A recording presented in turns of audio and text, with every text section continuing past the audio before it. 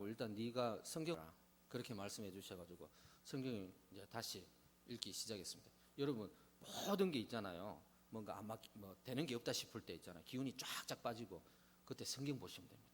기본으로 돌아가면 됩니다. 그러는 중에 이제 이 말씀을 제가 접해가지고 도전을 받았고 또 도전받은 것이 적용이 됐어요. 적용이 돼가지고 바로 이거다 해가지고 이제 이걸 좀 나누고자 그렇게 마음을 먹었던 거예요. 오늘 본문 말씀에 이제 하나님을 떠난 북이스라엘을 향한 엘리야의 가뭄 선포, 이게 배경이었죠, 그죠? 그러니까 북이스라엘이 하나님 앞에 범죄했고 떠나 있기 때문에 하나님께서는 엘리야를 통해서 그 죄악 땅, 그 땅을 향해서 가뭄을 선포했습니다. 그런데 이제 사르밧 과부가 나옵니다. 남편 없이 아들 하나 데리고 어렵게 사는 이 사르밧 과부도 피해자예요, 피해자. 그러나 비록 가뭄일지라도 이 여인은 그렇게 힘들게는 살지 않았습니다. 엘리야를 만나게 됐고, 그래서 통에 가루가 떨어지지 않고 병에 기름이 마르지 않았습니다. 저는 이 본문 말씀을 묵상할 때 그날따라 이 부분이 마음에 와닿았어요. 그래서 저는 이 상황을 이렇게 타이틀을 붙여봤습니다. 연명의 은혜다. 연명의 은혜. 어떤 분들은 보면은 이거 성경에 나오는 이야기니까 기적이다 이렇게만 딱 생각하잖아요, 그렇죠? 모든 걸 성경적 상황과 우리의 현실을 좀 이렇게 이분화시키는 것 같아요. 성경에 나오는 거는 우리가 좀 떨어져 있다, 이 기적이고, 우리의 현실은 좀 뭔가 너무 인간적인 그런 요소들이 너무나도 많이 있다 이렇게 생각해서 이런 사르밧 과부의 가정에 기름이 마르지 않고 이게 통에 가루가 떨어지지 않는 이 현상을 기적이라는 그런 측면으로만 해석하는데, 이 사건이 우리 일이다 이렇게 생각하면 되는 거예요. 왜냐하면 제가 이 연명의 은혜를 선교지에서 경험했기 때문에 그렇습니다. 한국에서는 이걸 경험하지 못했습니다. 물론 하나님께서 은혜를 베풀어 주셨어요, 연명의 은혜를. 그러나 타이틀을 제가 선교지에서 이렇게 붙여주셨어요. 한국에 있을 때는 부교역자들 삶이 그렇게 녹록하지 않습니다. 그렇지만 감사하게도 카드의 은혜가 있잖아요, 그죠? 카드를 일단 긁잖아요, 그죠? 그걸 뒤수습하는 게 참 쉽지 않기 때문에 부목사님들 다 경험해 본 거예요, 이게. 그런데 선교지에 가면 카드가 없습니다.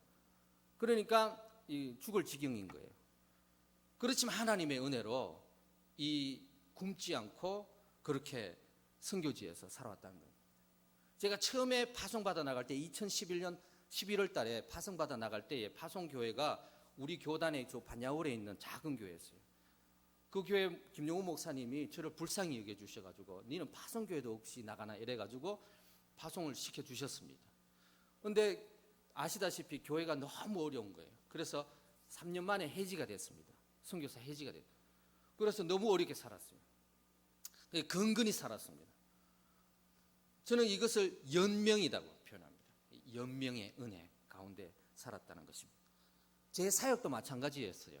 제 사역도 전도사 세울 만한 어떤 월급이나 이런 게 없으니까 아내하고 저하고 같이 이렇게 쭉 해왔습니다.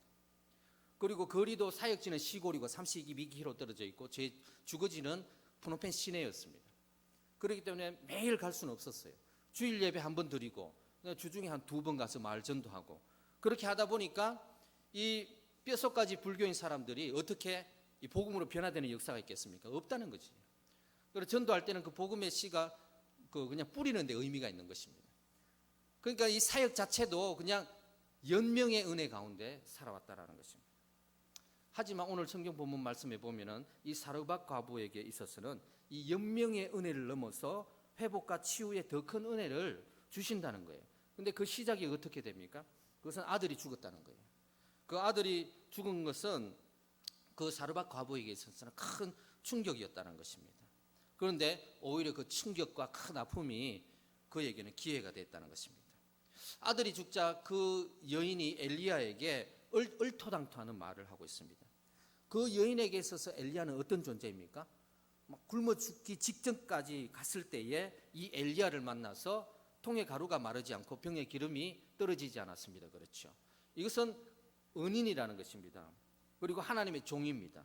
그런데 이 사르밧 과부가 이 엘리야를 향해서 당장 무슨 말을 합니까? 이 불평불만, 얼토당토하는 소리 하죠. 그것이 오늘 읽었던 본문 말씀 18절에 나와 있습니다. 하나님의 사람이여 당신이 나와 더불어 무슨 상관이 있기로 내 죄를 생각나게 하고 또 내 아들을 죽게 하려고 내게 오셨나이까. 그러니까 이 여인은 엘리야 때문에 옛날에 그 죄가 생각났다는 것이에요. 누구 봐도 억지 주장 아니십니까? 그렇죠? 그리고 또 아들까지 죽었답니다. 엘리야가 와서. 정말로 기도 차지 않는 그런 말을 하고 있습니다. 그러나 여러분, 우리는 말씀 묵상을 할 때 그냥 우리의 판단 기준으로 마무리 지어버리면 안 되는 거예요. 왜 이런가에 대해서 한번 더 생각해 봐야 됩니다. 지금 이스라엘의 가뭄은 죄와 직결되어 있다는 것입니다. 이스라엘은 하나님을 떠나 있는 상태입니다.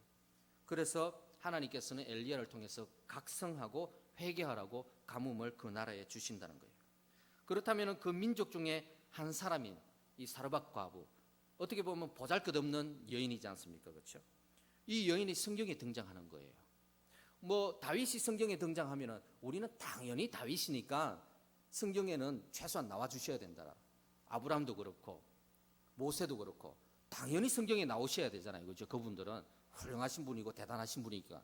그런데 이 과부, 이 사르밧, 그것도 죄로 가득 찬 이스라엘의 한 마을에 이 여인이 성경에 등장한다는 거예요. 성경 본문 말씀을 묵상하다 보면 이거에 대해서 물음표를 던진다는 것입니다. 성경을 읽으실 때에, 묵상하실 때에 물음표를 던지세요. 물음표를. 그냥 과부가 나왔네 이러지 마시고 이 과부가 왜 나왔을까? 하나님께서는 이 사르밧 과부를 통해서 죄악이 가득한 이스라엘 백성들을 대표해 가지고 다루어야 할 문제가 있다라는 것이에요. 다루어야 할 그 일. 하나님께서는 깊이 감추어진 이 사르밧 과부의 이 죄를 덜추어내신 것입니다. 이것은 이스라엘 전체의 문제와 직결되어 있다는 것이에요. 그 방법은 무엇입니까? 아들이 죽는 것입니다. 깊이 감추어진 죄, 하나님과 나만이 아는 은밀한 죄, 이것은 평범한 사건을 통해서 덜추어내질 수가 없는 것입니다. 어떤 큰 충격이 있거나 자신이 완전히 허물어질 때에 그때 그 죄가 덜추어져 낸다는 것입니다. 이게 진짜 중요한 거예요. 여러분들이 생각할 때는 연명의 은혜, 여러분들 입장에서는 연명의 은혜가 뭘까요? 통장에 잔고가 그나마 좀 있다, 그죠? 그걸로 만족하시면 안 됩니다. 통장에 잔고가 먹고 살만치 좀 있다, 이거 연명의 은혜예요. 이게 기적 아니에요. 이거에 만족하면 안 되는 거예요. 그걸 말씀하기 위해서 성경에 하나님께서 엘리야와 사르밧 과부를 주신 거예요. 보여주신 거예요. 여러분, 연명의 은혜에 만족하고 하나님이 나의 과거의 그 죄, 나의 이 죄를 모르시는구나, 덮어놓고 계시는구나, 이렇게 생각하시면 안 되는 거예요. 여러분, 애들 다 키워보셨잖아요. 그렇죠? 그리고 여러분들 자랄 때에 내가 나쁜 짓을 해도 부모님이 다 먹여주고 입혀주고 그러지 않습니까? 그런데 꼭 먹여주고 입혀주고 또 매는 또 들잖아요. 그렇죠? 그걸 생각해 보시기 바라겠습니다. 하나님은 마지막에 우리를 코너에 밀어붙이시고 꼼짝마 하십니다. 여러분, 그때 회피하지 말고 도망가시지 말고 직면하시기 바랍니다. 드디어 때가 온 것입니다. 하나님은 분명히 짚고 넘어가시는 것이죠.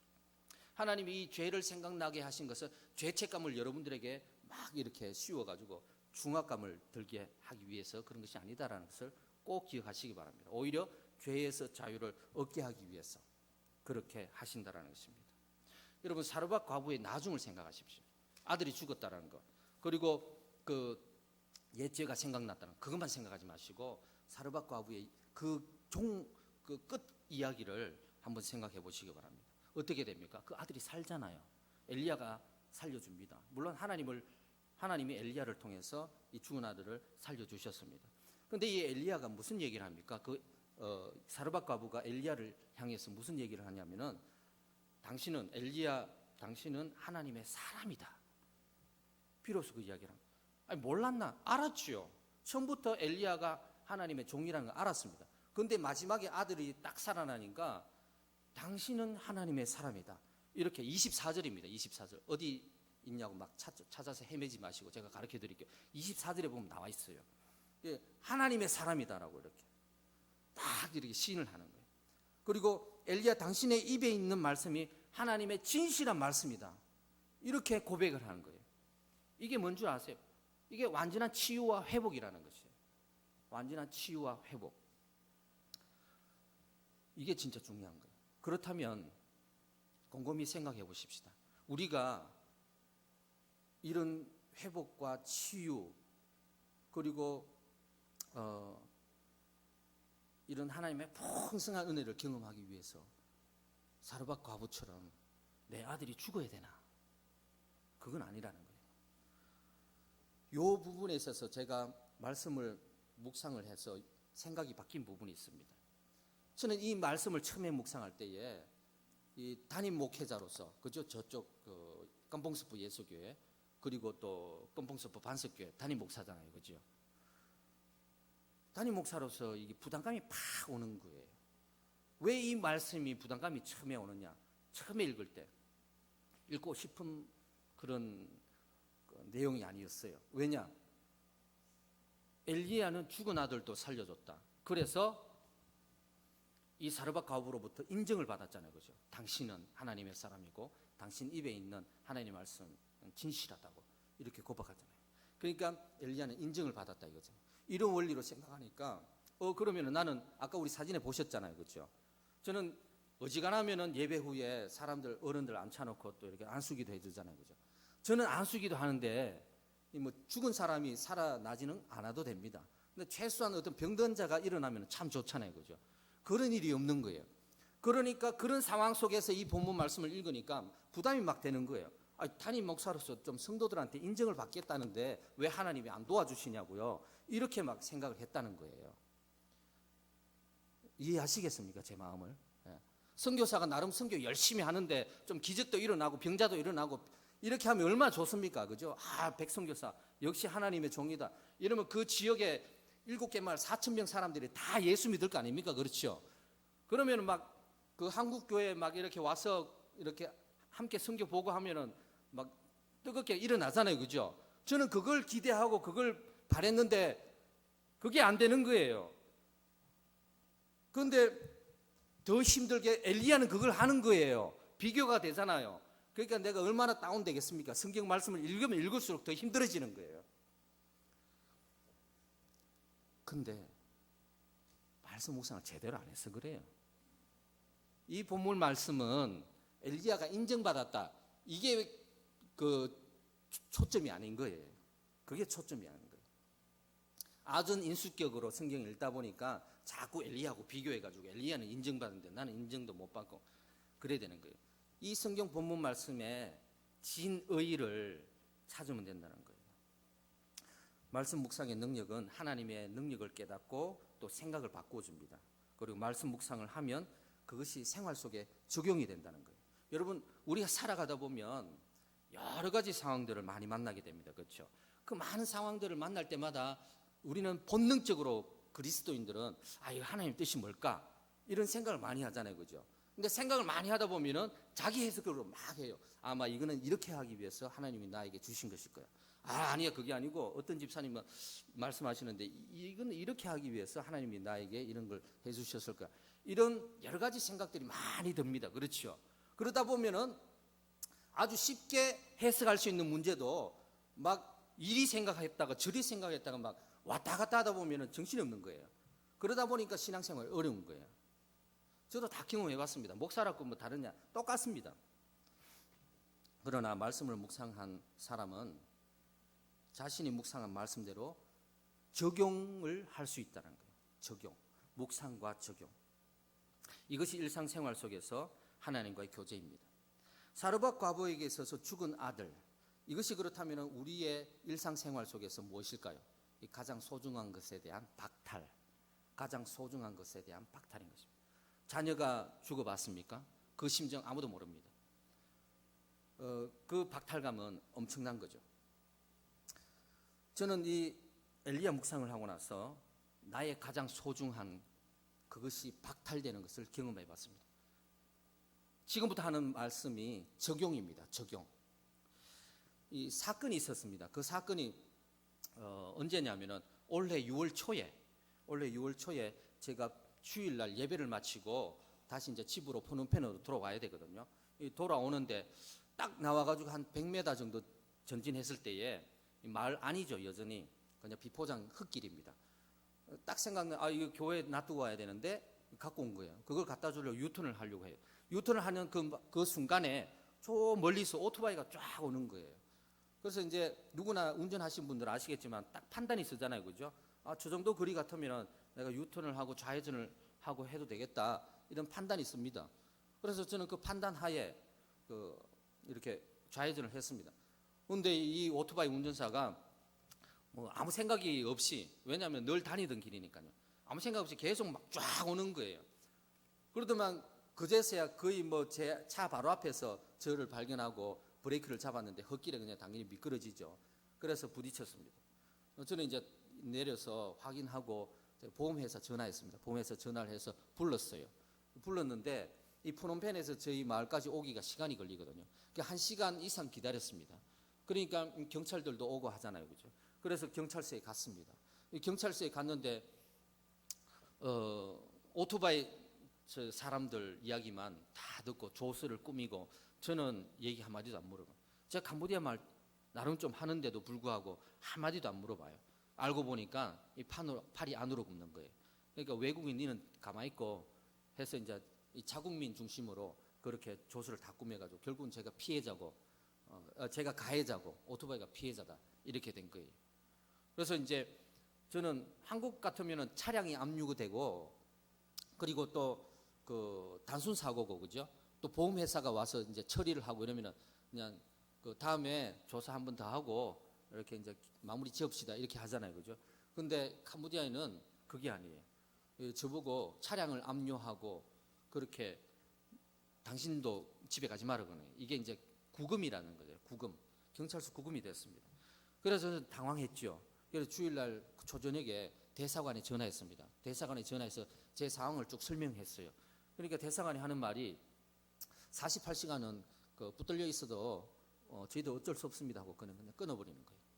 저는 억울하다 이거예요. 그냥 단순하게 나는 그냥 상황 판단해서 좌회전을 했는데 저쪽에서 와서 박았으니까 충돌했으니까 저는 뭐 피해자면 피해자지 절대 가해자가 아니거든요. 그런데 외국인이다 보니까 그렇게 되죠. 이 억울함을 대사관이 좀 도와달라고.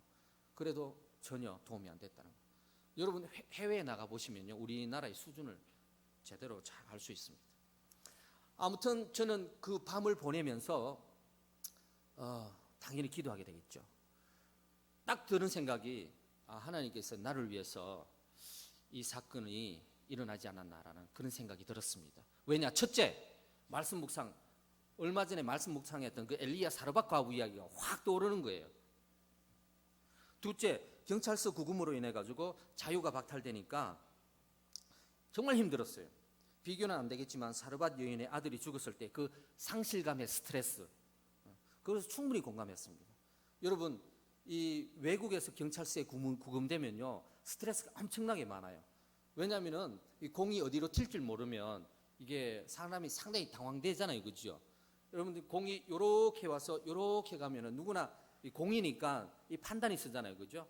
그래서 이제 스포츠 하는 사람들이 공이 이렇게 오면 당연히 먼저 가서 이렇게 받을 준비하잖아요, 그죠? 예측할 수 있습니다. 근데 그 외국에서 가보면요, 특히 이제 동남아나 후진국에 가보면은 상황들이요 어떻게 진행될지 판단이 안 쓰는 거예요. 요렇게 왔다가 요렇게 공이 튀는 게 아니라 요렇게 왔다가 저쪽으로 튈 수도 있습니다. 절로 갈 수도 있고 교회로 올 수도 있습니다. 공이 럭비 공이죠. 그러니까 경찰서 구금이 되면은 합리적으로 생각이 안 되는 거. 나를 이제 몇 달도 엮어 열 수 있다라는 그 생각이 팍 드는 거예요.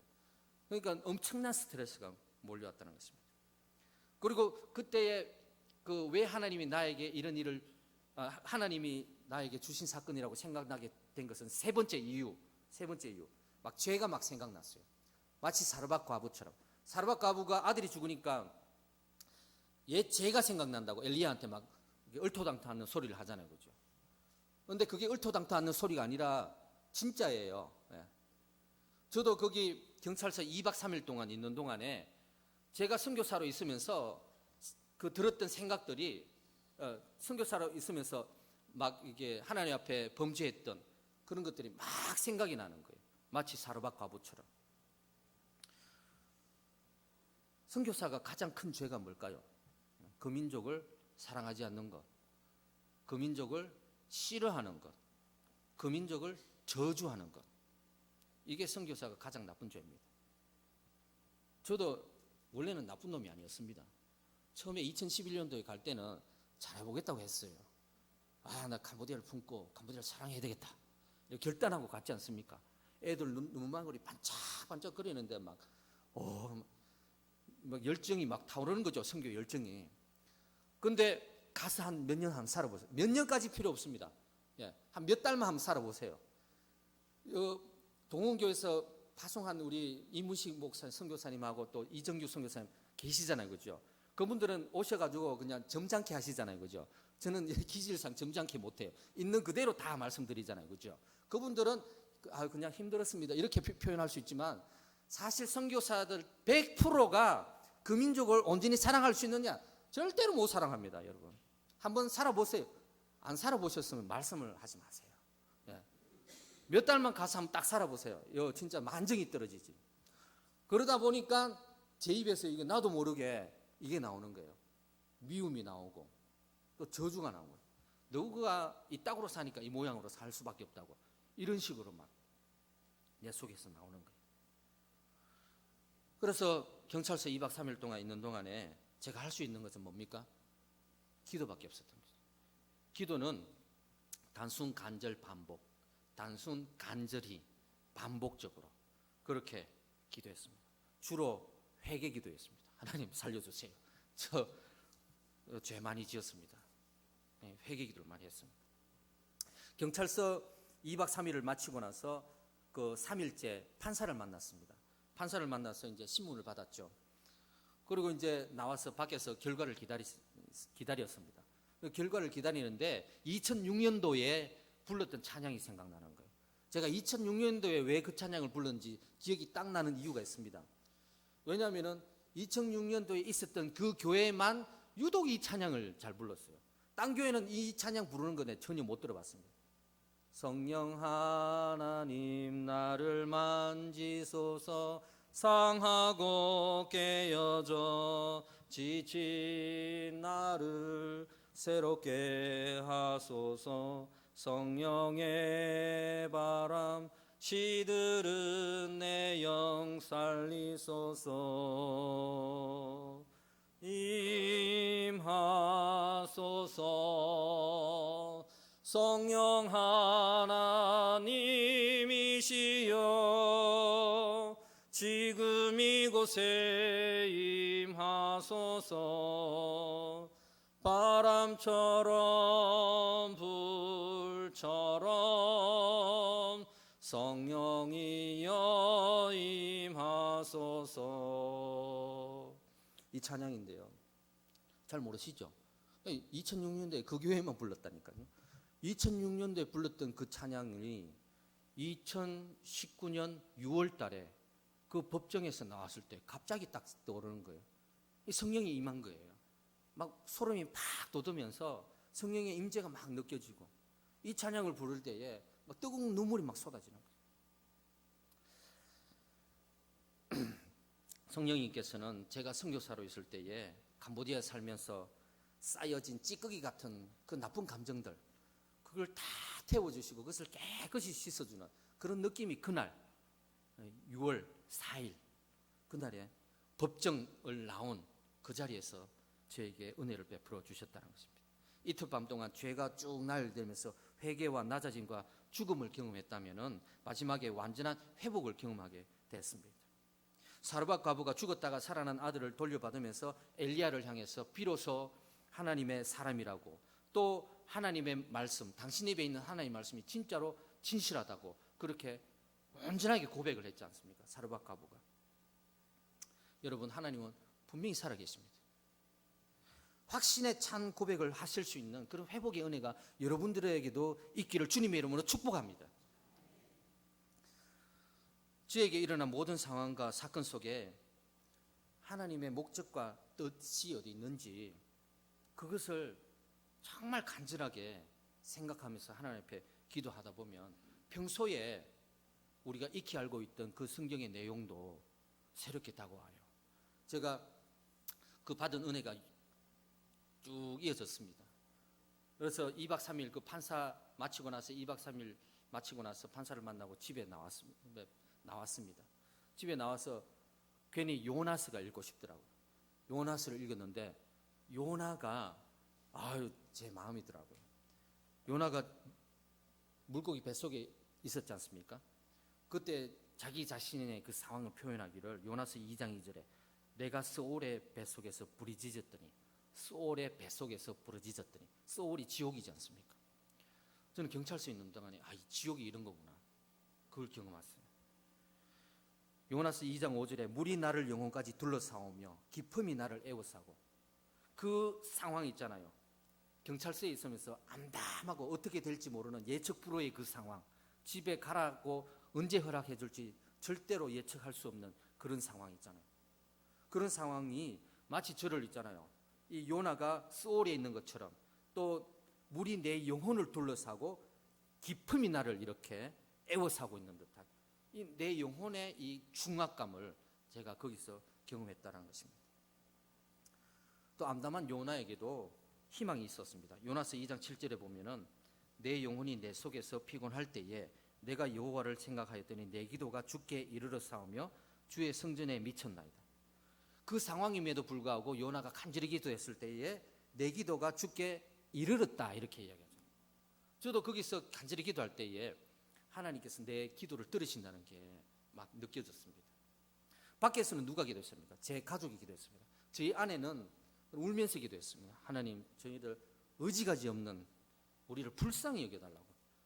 불쌍히 여겨달라고. 여러분, 기도 뭐 할 줄 모르면 딴 거 다 필요 없습니다. 불쌍히 여겨달라고. 요것만 기도하시면 됩니다. 제가 저기 캄보디아 처음 가서 지금까지 살 때 재정적으로 뭐 흡족한 적 한 번도 없었습니다. 힘들어서 죽었습니다. 그때마다 저는 운전하면서 심지어는 하나님 나 교회 안 간다고 이렇게까지 막 기도하면서 운전하면서 교회 갔습니다.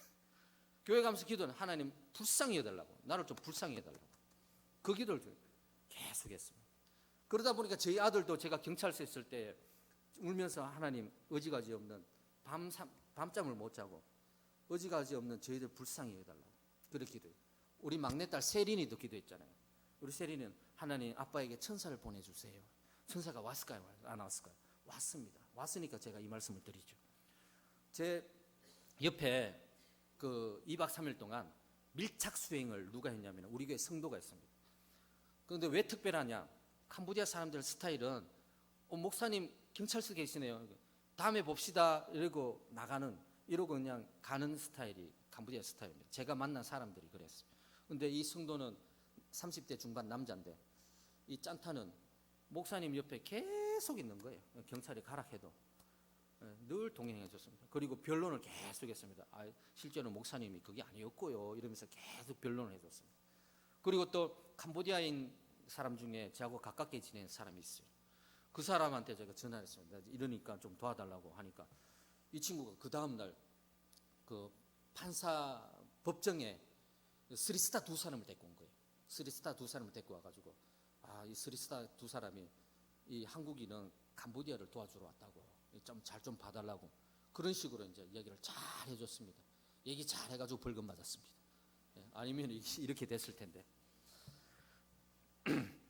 마지막에 요나의 마음을 깊이 공감하고 하나님의 마음을 조금 이해하는 대목이 있었어요.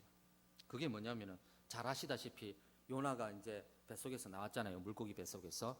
그래서 이제 니느웨 성으로 갔잖아요. 니느웨 성으로 가서 하루 종일 다니면서 회개하라고 선포를 했지 않습니까? 그렇죠? 다들 아시잖아요. 그죠? 저도 이 이야기 다 알았어요. 다 알았는데 경찰서 갔다 오니까 막 새롭게 오더라고요. 그래서 동구 밖에 이렇게 나가 있었잖아요. 그죠? 요나가 동구 밖에 딱 나가서 어떻게 되냐고 니느웨가 진짜로 회개하냐고 딱 지켜보니까 진짜로 회개했잖아요. 그렇죠?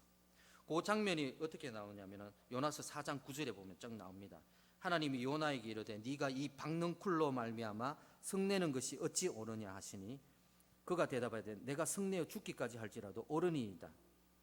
여호와께서 이르시되 네가 수고도 아니하고 재배도 아니하였고 하룻밤에 났다가 하룻밤에 말라버린 이 박능쿨을 아꼈거든.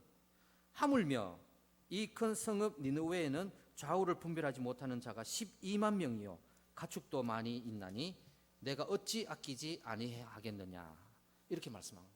이게 요나서 마지막 부분입니다. 잘 아시잖아요. 요나가 니느웨 성 사람들 미워 죽습니다. 그렇죠? 니느웨 성이 어느 나라 수도냐면은 그 아수르 수도입니다. 아수르가 누구냐면은 이스라엘 침공해가지고 막 괴롭게 하는 그 나라가 아수르였는데 아수르의 수도가 니느웨입니다. 니느웨 성 사람들 얼마나 믿겠습니까? 그렇죠?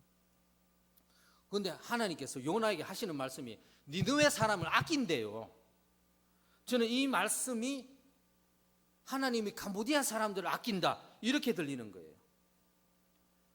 저는 하나님의 마음을 공감하기 전에 요나의 생각부터가 공감이 됐어요. 어떻게 생각난 줄 아십니까? 어떻게 하나님께서 캄보디아 사람을 사랑하시지? 이렇게까지 막 와닿는 거예요. 이게 본능의 소리입니다. 그동안 힘들었기 때문에 이런 소리가 막 나오는 거죠. 여러분, 이제 설교의 마지막입니다. 이제 잠에서 깨시기 바랍니다. 이 대부분의 사람들은 이 요나의 마음은 공감은 합니다. 그렇죠? 한일전 축구 경기할 때 막 축구라고 응원하잖아요. 그렇죠? 딴 데 지는 몰라도, 딴 데 지는 데는 몰라도 일본만큼은 지면 안 된다. 그 마음 다 갖고 있습니다. 요나의 마음은 다 이해합니다. 그렇죠? 근데 하나님 마음은 이해를 안 하려고 해요. 왜 그러세요? 이게 본능이죠. 요거에 대해서 마태복음 20장 1절에서 16절까지 나와 있습니다. 안 피해도 됩니다. 제가 다 말씀드릴게요. 사람은 암만 오라도 있잖아요. 감정이 딱 아니다 싶으면 그거 못 공감합니다. 이 사람의 감정은 그만큼 중요하다는 것이죠. 그 예수님이 비유를 말씀하실 때에 포도원 일꾼을 초청하러 가는 그 장면을 이야기합니다. 어떤 주인이 있었습니다. 포도원 주인이 있었죠. 포도원 주인이 일꾼들을 부르러 가잖아요. 그렇죠? 새벽에 일찍 가서 불러옵니다. 그러면 이제 됐는데 아침 9시 또 부르러 나갑니다. 또 데리고 오죠. 또 12시에 또 부르러 갑니다. 또 데리고 오죠. 오후 3시에 또 데리고 옵니다. 그러고 이제 하루 일당 계산하는 그 시점이 이제 오후 6시인데 5시까지, 4, 5시까지 이 주인은 포도밭에 일꾼을 부르러 이렇게 가잖아요. 그렇죠? 그리고 데리고 옵니다.